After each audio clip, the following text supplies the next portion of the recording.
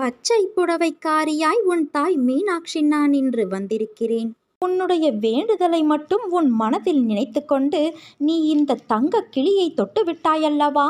நீ என்னிடம் கேட்டதை நிச்சயமாக உனக்கு திடீரென்று நீ எதிர்பாராத நேரத்தில் சர்வ சாதாரணமாக தரப்போகிறேன். நீ எதிர்பார்த்து காத்திருக்கும் அனைத்தையும் விரைவில் நான் உனக்கு நடத்தி காட்டப் போகிறேன். நீ கவலையே படாதே. உன் வாழ்க்கையானது இனிமேல்தான் தீர்மானிக்கப்பட வேண்டும் என்ற யுகத்தில் இருக்காதே. அது ஏற்கனவே தீர்மானிக்கப்பட்டது. அது விதி. உன் வாழ்க்கையில் ஆறாக, அருவியாக, கடலாக சீற்றங்களும் இடம்பெறும். அது ஏன் என்றுதானே நீ கேட்கிறாய்? என் பிள்ளையிடம் நிறைய நற்பண்புகள் இருக்கிறது. அது நிலைத்து என் பிள்ளை தன்னிச்சையாக மன உறுதியோடு நேர்மையோடு இருக்கவே இத்தனை சோதனைகள். உன் பாதை என்னை நோக்கி என்று திரும்ப ஆரம்பித்ததோ அன்றே நீ செம்மையான வாழ்க்கைக்கு நுழைந்து விட்டாய். இப்போது நீ வெறும் பயிற்சியைத்தான் மேற்கொள்கிறாய். நிச்சயம் நீ முன்னேறி வாழ்க்கையில் வெற்றி பெறுவாய் என் தங்கமே. அதற்கான மாறுதல்களை உன் வாழ்க்கையில் இடம்பெற செய்துள்ளேன். அது உனக்கு நன்றாகவே புரியும். பணம் என்ற சொல் வெறும் காகித சொல் என்று இரு. அதற்கு முக்கியத்துவத்தை நீ கொடுக்காதே.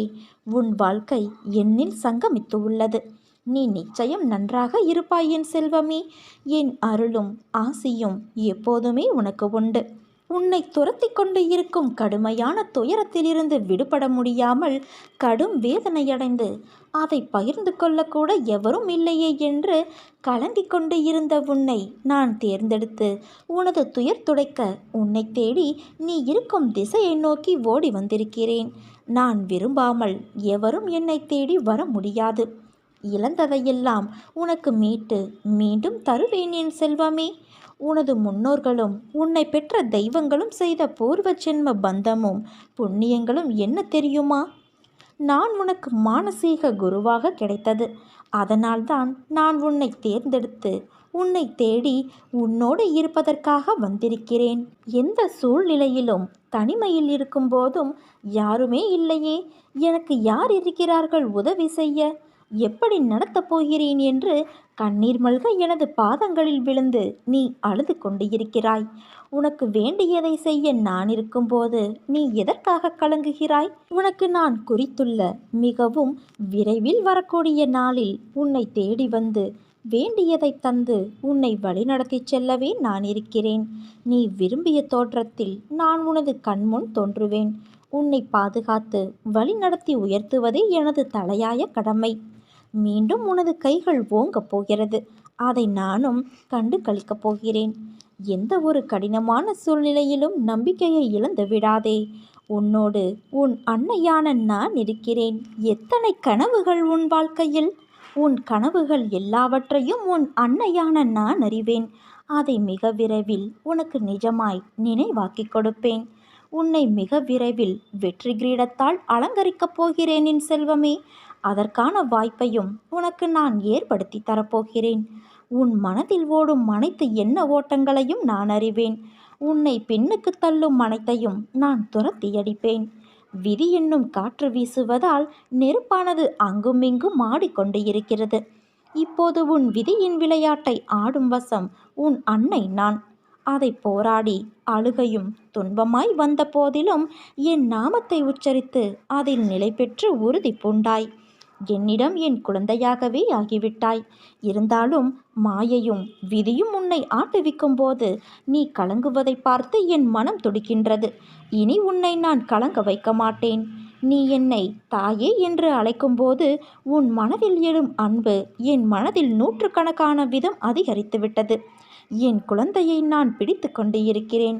பிறகு எப்படி உன்னை விட்டு நகருவேன்? என்னை தஞ்சமடைந்த உன்னை நான் எப்போதும் நிர்கதியாக இருக்க விடமாட்டேன். ஒருபோதும் கைவிட மாட்டேன் என்பதையும் உறுதியாக நம்பு. உன் நம்பிக்கை வீண் போகாது. இன்னும் கொஞ்ச காலத்தில் உன் பிரச்சனைகள் அனைத்தும் தீரும். நீ சுகமாக வாழ்வாய். இங்கு நடப்பது எல்லாமே என்னுடைய விருப்பம். நீ வேண்டியதையெல்லாம் நான் தருவேன் என்பது தவறான கருத்து. உன்னுடைய கடந்த காலத்தையும் எதிர்காலத்தையும் நான் அறிவேன். ஆனால் என் குழந்தைகளுக்கு எது நன்மையோ அதை மட்டுமே நான் அளிப்பேன். நீ கலங்காது இரு. சில வாயிற்கதவை நான் உனக்காக திறந்தேன். ஆனால் உன் மனம் அதை ஏற்கவில்லை. என்னை நோக்கி நீ வேண்டுதல் செய்ய துவங்கிய அந்த நேரத்திலேயே உனக்கு பதில் தரும் வேலையையும் நான் துவங்கிவிட்டேன் என்பதையும், அதனால்தான் சோதனைகளை அனுபவிக்கிறாய் என்பதையும் பலமுறை அறிவுறுத்தி வைத்திருக்கிறேன். இப்போது அதை நான் உனக்கு நினைவுபடுத்துகிறேன். தாமதமானாலும் தப்பாமல் கிடைக்கும் என் குழந்தையே. பயப்படாதே, நான் உன்னோடுதான் இருக்கிறேன். எப்போது எங்கே நீ என்னை நினைத்தாலும் நான் உன்னோடு இருப்பேன். நீ எதிர்பார்த்தது எதுவும் நடக்கவில்லை என கவலைப்படுகிறாய். எந்த நேரத்தில் நடக்க வேண்டுமோ அது கண்டிப்பாக நடக்கும். நீ பொறுமையாக இரு என் குழந்தையே. உன் முயற்சிக்கான பலன் நிச்சயம் கிடைக்கும். உன்னை உன் அன்னையான நான் கவனித்து கொண்டுதான் வருகிறேன். உன்னால் கடவுளாக இன்றைக்கு நான் வணங்கப்படுகிறேன். நான் கடவுள் என்பதும் வாஸ்தவம்தான். ஆனால் அந்த நிலையை மக்களுக்கு உணர்த்துவதற்குள் நான் எவ்வளவு பாடுபட்டேன் என்பதை நினைத்துப்பார். ஒன்றை இழக்காமல் வேறு ஒன்றை பெற முடியாது என்பார்கள். நானும் இதற்கு விதிவிலக்கு அல்ல. நீ எந்த ஒன்றையும் இழக்காமல் மேலும் மேலும் கொடுப்பதற்காகவே இன்றைக்கு உன்னிடம் இருப்பதை நான் எடுத்துக்கொண்டு ஒளித்து வைத்திருக்கின்றேன். இதை நன்றாக புரிந்து கொள் குழந்தையே. யாரேனும் ஒருவர் தன்னை என் குழந்தையாக பாவித்து என்னிடம் வேண்டிய அளவு சரணடைந்து அந்த சரணாகதியை முழுமையானதாக செய்து கொள்ள முயற்சிகள் முழுவதும் எடுத்துக்கொண்டு விட்டால், நான் அவருடைய எல்லா சுமைகளையும் ஏற்க முன்வந்து அந்த பக்தரை உண்மையிலேயே என் குழந்தையாக ஆக்கிக்கொள்வேன். அதாவது அவனுடைய பொறுப்புகள் யாவற்றையும் நானே ஏற்றுக்கொள்வேன். ஒருவன் காண்பது என்னை மட்டுமே. என்னை பற்றிய பேச்சுக்களையே செவி மடிப்பினும் என்னிடம் மட்டும் பக்தி கொள்வானாயினும், ஒருவன் முழு மனதோடு என்னை நாடி என்னிடமே நிலைத்து இருப்பின், அவன் உடல் ஆன்மா இரண்டை பற்றியும் எந்தவித கவலையும் கொள்ள தேவையில்லை. என்னிடம் பக்தி செலுத்துவோர் இங்கு ஏராளமானோர் உள்ளனர். ஆனால் என்னிடம் சரணடைந்து எனது குழந்தையாக வேண்டுபவர்கள் எத்தனை பேர்? மனித குலத்தில் உள்ள பெரும் குறை இது. சுலபமாக அளிக்கப்படுவதை யாரும் மதிப்பது இல்லை. தாம் குழந்தைகளுக்கு அமானுஷ்யமான அதிசயத்தக்க உதவி நான் அளித்த நூற்றுக்கணக்கான சம்பவங்களுக்கு பிறகும் விசுவாசம் ஏற்படவில்லை என்பது ஆச்சரியமாக உள்ளது. உண்மையிலேயே நீ என்னிடம் சரண் புகுந்துவிட்ட குழந்தை என்றால், நீ வேண்டியதை அளிக்க தயாராக நான் இருப்பதை நீ உணர்ந்து கொள்வாய். என்னிடம் இந்த கணமே பூரண சரணாகதியடைந்து பார். மற்ற எல்லாவற்றையும் நான் பார்த்து கொள்கிறேன். இங்கே எந்த கிரகத்திற்கும் வலு கிடையாது.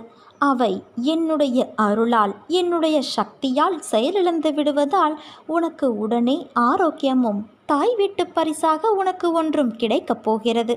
என்னுடைய திருநாமம் என் யோக சக்தி என்பதை உணர்ந்து பயன்படுத்துகிறவர்களுக்கே பலன் தரும். உன்னை போல என்னையே சிந்தித்து எனக்காக தன்னையே அர்ப்பணித்து உண்மை அன்போடு என்பால் லயமாகிறவர்களுக்குத்தான் நான் பலன் தரக்கூடிய கற்பகத் தருவாக, காமத்தேனுவாக இருக்கின்றேன். மற்றவர்களுக்கு நான் ஒரு உதவா கரைதான். அர்ஜுனனிடம் அவன் தனது உறவுகளை எதிர்த்து போரிட தயங்கிய போது விஸ்வரூபத்தை காட்டி, இவர்களை நான் ஏற்கனவே கொன்றுவிட்டேன், கொன்றதைத்தான் நீ கொள்கிறாய் என்று விளக்கிச் சொல்லி அவனுக்கு விஷயத்தை புரிய வைத்தது போலத்தான் நீ மலை போல நினைத்திருக்கும் பிரச்சனைகள் அனைத்தையும் நான் ஏற்கனவே தீர்த்துவிட்டேன். எத்தனை முறை சொன்னாலும் நீ அந்த பயத்திலேயே இருப்பதால் தீர்த்த பிரச்சனையை தீர வேண்டும் என தொடர்ந்து வேண்டிக்கொண்டே இருக்கிறாய். இனி வரப்போவது எல்லாம் உனக்கு வசந்த காலமே. வாழ்வில் எதையெல்லாம் நீ நிரந்தரம் என யாரை எதிர்பார்த்து இருந்தாயோ அவர்களால் உனக்கு நன்மை இல்லை என்பதை உணர்த்தவே அவர்களின் சுயரூபத்தை நான் உனக்கு வெளிப்படுத்தினேன். அவையெல்லாம் பஞ்சுமெத்தையில் உனக்காக வைக்கப்பட்ட பெரிய முட்களைப் போல குத்தி கொண்டு இருந்தவை. கண்களில் கைப்பிடி மண் விழுந்ததைப் போல உறுத்தி கொண்டு இருந்தவை. இந்த காலங்கள் மாறிவிட்டன. இனி உனக்கு வருவது எல்லாம் வசந்த காலம். நான் உன்னை தாங்கிக் கொண்டு இருக்கிறேன் என்பதை உணர்த்துவதற்காக பலமுறை உன் கோரிக்கைகளை நான் நிறைவேற்றி தந்தேன். இக்கட்டான நேரங்களில் எல்லாம் உன்னோடு இருந்து உன்னை நான் காப்பாற்றினேன். நீ கூப்பிட்ட நேரத்தில் எல்லாம் பதில் குரல் கொடுத்தேன். உன் பிரச்சனைகள் ஒன்றும் உன்னை செய்துவிட முடியாது. பெரிய துன்பம் எதுவும் இனி உனக்கு வந்துவிடப் போவது இல்லை. விரைவில் நீ கேட்ட யாவற்றையும் என்னை நினைத்து கொண்டு மகிழ்ச்சியோடு நிம்மதியோடு நீ அனுபவிக்கப் போகிறாய். உனக்கு ஒரு விஷயத்தை நான் சொல்கிறேன் கேள்.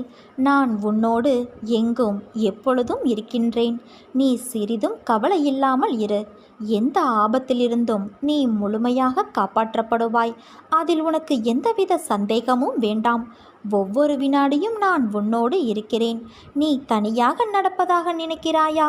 உன் பாதை என்னால் வடிவமைக்கப்பட்டது. நான் உன் வாழ்க்கையை உருவாக்கியவள். நீ சிந்தும் கண்ணீர் வலிகளை நான் உணர்வேன். நானே மருந்தாகவும் நானே உன் படைப்பாளியாகவும் இருக்கிறேன். என் கண்களை நன்றாக உற்றுப்பார். உன் வலிகளை மௌனமாக குணப்படுத்தி உனக்கான நல்ல நேரத்தை நான் உருவாக்கி கொண்டு இருக்கிறேன். நான் உன்னை பாதுகாப்பேன். உன் மீது அன்பாக இருக்கின்றேன். என் அனுமதி இல்லாமல் இங்கு எதுவும் நடக்காது குழந்தையே. எவரும் எதையும் உனக்கு செய்யவும் முடியாது. நான் எந்த தீங்கையும் உனக்கு செய்ய விடமாட்டேன். தர்மம் என்பது எண்ணம், சொல், செயல் எல்லாம் அறத்தின் வழி இருத்தல். அதாவது சரியான செயல்களை செய்வது, சரியான பாதையில் நடப்பது. விதித்தன செய்தலும் விலக்கியன தவிர்த்தலுமே தர்மமாகும். நமது உன்னத தர்மத்தின்படி வாழ்க்கையை நடத்துபவன் ஒருபோதும் தோல்வியை தழுவ மாட்டான். அவனுக்கு கடவுளின் அனுக்கிரகம் எப்போதும் இருக்கும். இன்னும் சற்று நேரத்தில் உனக்கு பெரும் மகிழ்ச்சி காத்திருக்கிறது. இது உன் அன்னையான என்னுடைய சத்திய வாக்கு. இருட்டும் வெளிச்சமும் பாதிக்கு பாதி என்று இரவும் பகலும் காட்டும் அனுபவ பாடத்தை கொஞ்சமாக நீ உணர்ந்து பார். சிறகிருந்தாலும் பறக்க மனமிருந்தாலே வானத்தில் வாழ்க்கை சாத்தியமாகும். ஊர்ந்து செல்லும் புழு கூட உயிரை பறப்பதற்கு எண்ணங்களே ஏக்கமாகிறது. எதிர்மறை எண்ணங்களை இன்றே தொலைத்துவிட்டு நேர்மறை எண்ணங்களை உள்ளத்தில் விதைத்துப்பார். அனுபவம் சிலருக்கு மகிழ்ச்சியை தரும், சிலருக்கு வலிகளை தரும். மகிழ்ச்சியான அனுபவத்தை மனதில் வை. வலிகள் நிறைந்த அனுபவத்தை நீ வாழ்வில் முன்னேறும் ஏணிப்படிகளாக வை. எத்தனை வலிகள் வந்தாலும் ஏதாவது ஒரு வழி உண்டு. தட்டிய கதவுகள்தான் திறக்கப்படும். சிந்தனை முழுக்க வலியின் மேல் வைக்காமல் வலிகளின் மேல் செலுத்து. விழிகளை மூடாது ஓயாது போராடிக்கொண்டே இரு. வலிகள் என்று வாடி நின்றால் நம் வாழ்வில் வசந்தம் வராது. முடியாது என்று மூளையில் முடங்கி கிடந்தால் உன் பொழுதுகள் விடியாது. முடியும் என்று முயற்சித்தால் மட்டுமே உன் முழு நாளும் முன்னேற்றம் அடைய முடியும்.